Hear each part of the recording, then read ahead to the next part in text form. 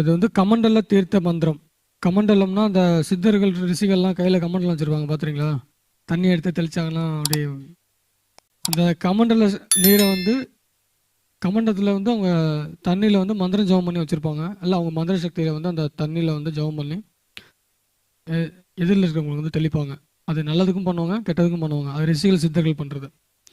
அதோட அந்த கமண்டல நீரை வந்து சக்தியாக அந்த பவர் கொண்டு வரதுக்குண்டான மந்திரம் இது. இந்த மந்திரம் சொல்லி நீங்கள் நல்லதுக்கும் பயன்படுத்தலாம், கெட்டதுக்கும் பயன்படுத்தலாம். முடிஞ்சவங்க நல்லதுக்கு மட்டும் பயன்படுத்திங்க.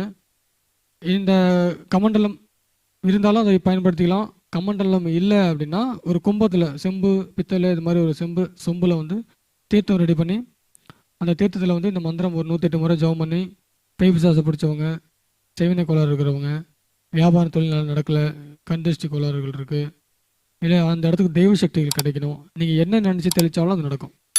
பணம் வரணும்னு நினச்சா பணம் வரும்.